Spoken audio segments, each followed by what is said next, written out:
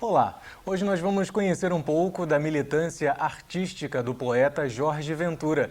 Jorge é ator, dublador, jornalista, publicitário e diretor de comunicação social do CERJ, Sindicato dos Escritores do Estado do Rio de Janeiro, e da APERJ, Associação Profissional de Poetas no Estado do Rio de Janeiro. Jorge, é um grande prazer recebê-lo aqui na Boa Vontade TV. Seja muito bem-vindo.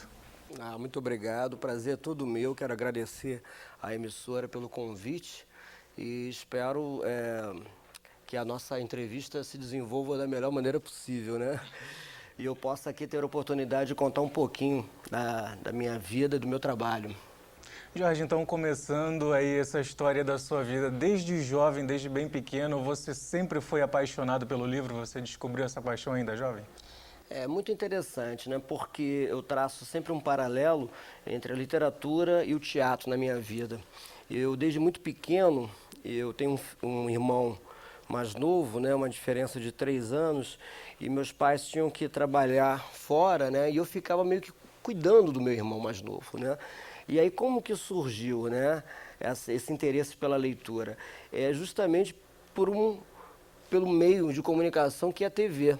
Né? Eu assisti aqueles seriados dos anos 60, eu sou de 62, então mais ou menos 65, 66, eu tinha uns 4 anos, meu irmão 2 para 3 anos, eu tinha mais ou menos uns 6, 7 anos, é isso mesmo, eu tinha uns 4 anos, e a gente costumava assistir aqueles seriados, e eu gostava muito de representar, imitar, né, os heróis, né?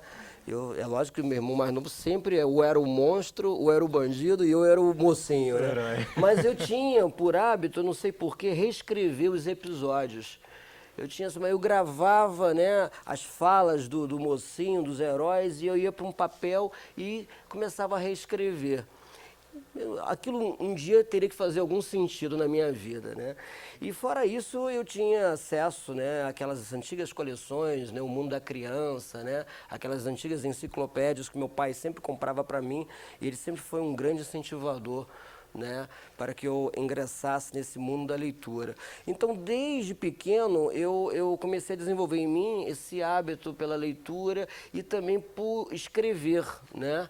E eu não sabia, eu sempre tirava notas muito boas em redação, né? E esse eu acho que foi o meu começo, né? O meu despertar, né, para a literatura. E quando é que você define o seu interesse pela poesia? Quando é que você sente que isso se define dentro de você?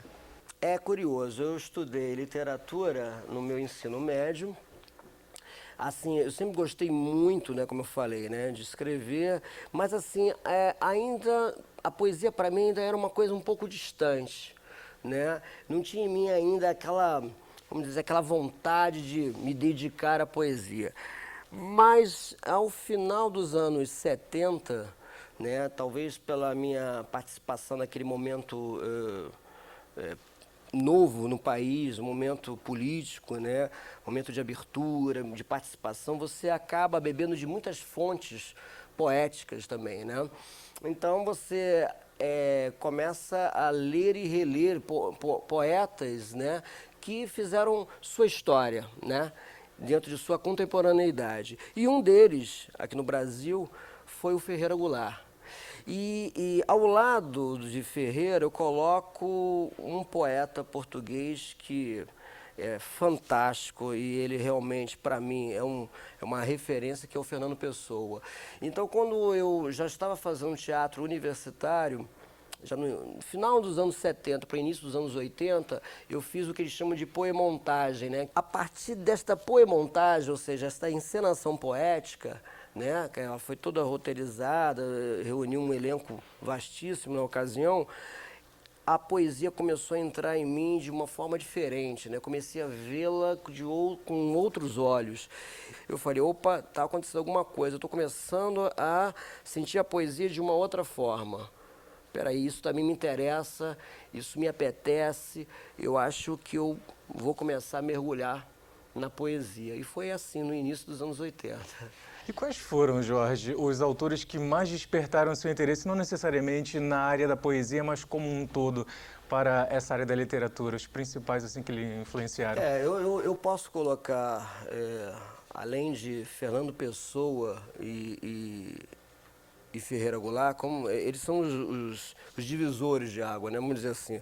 Mas, inevitavelmente, o Vinícius de Moraes, Carlos Drummond de Andrade e muitos letristas da MPB também. A música me influenciou muito, porque, embora haja essa grande diferença, né? Ah, letra de música não é poesia, poesia não é... Enfim, na verdade, não vamos entrar nem nessa discussão, mas muitos poetas eram também letristas, né?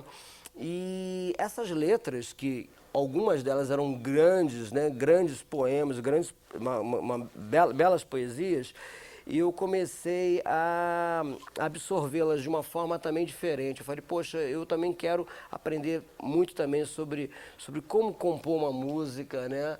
E muitos intérpretes e muitos compositores também influenciaram muito também para que eu continuasse também nessa minha estrada literária, né? A gente não pode deixar de citar um Chico Buarque, um Caetano Veloso, né?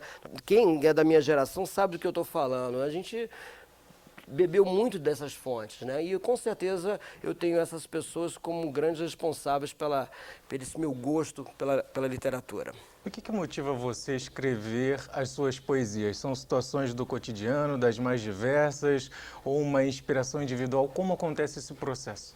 A manifestação é vária nesse sentido, né? O Ferreira Goulart diz que o poema nasce de um espanto. E, na verdade, é isso, né? A gente tem que ser provocado de alguma maneira. Essa provocação não necessariamente é uma provocação de felicidade. Ah, você está bem de vida, você viu o nascer do sol, você viu a aurora, você viu o crepúsculo, você viu o anoitecer, você está contente, está inspirado, vamos botar isso no papel, né?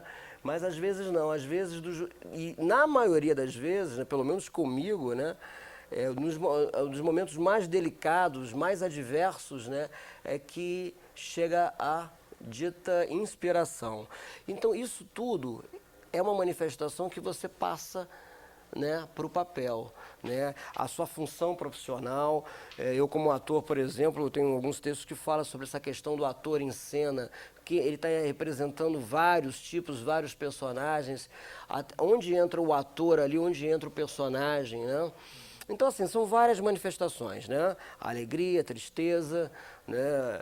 Enfim, tudo isso serve de base para que você esteja devidamente inspirado para desenvolver um poema. Isso acaba gerando uma situação que é interessante e importante também, você estar sempre preparado para, digamos, captar essas inspirações que aparecem na vida, que nunca se sabe quando algo vai acontecer em sua existência, é verdade? Você tem esse processo também de estar em um ambiente, num shopping center, em qualquer lugar, dentro da sua própria casa, vir aquela inspiração e você colocar ela no papel? Perfeito. Eu digo que o poeta, o escritor, o ator, ele é por si só um observador mundano, uma grande antena catalisadora, né? Capta, né, as energias, os momentos, né? Porque poesia está em tudo.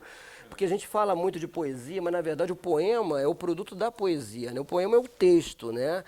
É o resultado da inspiração poética. Porque poesia está no olhar, poesia está no dia a dia, tudo é poesia. Este momento aqui nosso é poético. Com certeza. De alguma forma, se você perceber, tem poesia. Agora, se isso vai se transformar num belo poema, num grande poema ou não, aí depende do poeta, né? Como ele vai desenvolver o texto.